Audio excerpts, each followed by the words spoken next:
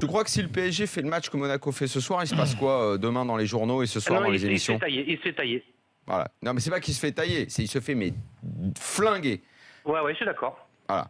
Donc c'est juste pour souligner cette différence de traitement entre un club très médiatique et un autre qui l'est moins, entre deux exigences. Moi je ne suis pas forcément pour une égalité de traitement parce que je pense qu'il est absolument normal.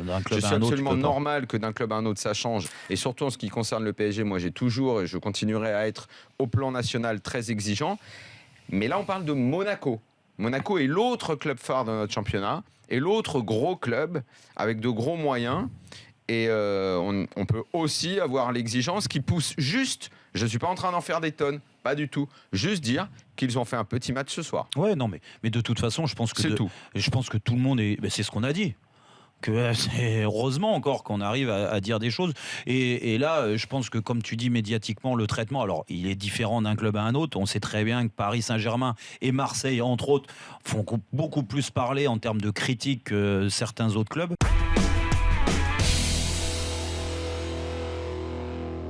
Mais t'es pas obligé de tenter un coup quand t'es un entraîneur. Ce que je veux dire, l'entraîneur, il met une tactique en place qui marche.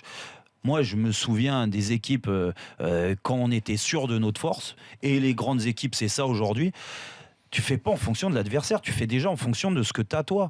Comment tu peux jouer. Aujourd'hui, Monaco a montré que ça soit à domicile ou à l'extérieur, ils peuvent mettre en danger toutes les équipes. Ils sont capables. Donc pourquoi changer et faire en sorte que Paris va avoir la possession, donc on va renforcer le milieu de terrain. Mais si tu renforces le milieu de terrain, tu vires un attaquant et Falcao sans Germain, c'est pas le même, d'accord ? Et que Falcao tout seul face à Thiago Silva et Marquinhos, il est incapable de garder un ballon ou de demander le ballon dans l'espace. Et à l'arrivée, quand le ballon va être sur les côtés, Lemar ou Silva, ou les latéraux qui vont monter, ils vont avoir une seule solution devant. Donc moi, je pense que la solution, elle passe par deux attaquants comme il le fait depuis le début.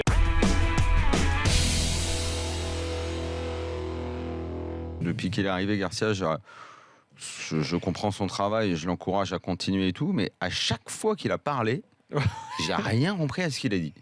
À chaque fois, ses après-matchs et tout, je me dis, mais il est sérieux quand il parle. Ses analyses de match, ses commentaires, son regard sur ce qui se passe, je suis perdu quand je l'entends, mais complètement perdu. En gros, il y a deux championnats. C'est ce que ça veut dire, c'est que Marseille ne peut pas rivaliser avec les meilleures équipes du championnat, c'est-à-dire les 5. S'il dit que sa défense est bonne, elle est bonne juste pour faire 6e ou 7e. Voilà, la deuxième partie. Ah d'accord. Okay. Donc, non, mais du moins, je comprends comme ça. Je veux dire, dans le Champions Project... il va pas comment dire continuer la saison prochaine avec ça. Il faut qu'il change les 4 mecs.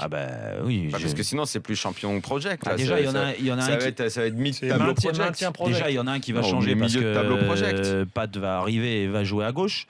Il va falloir après, comme tu dis, je pense que le mercato estival va leur servir pour changer au moins la charnière centrale.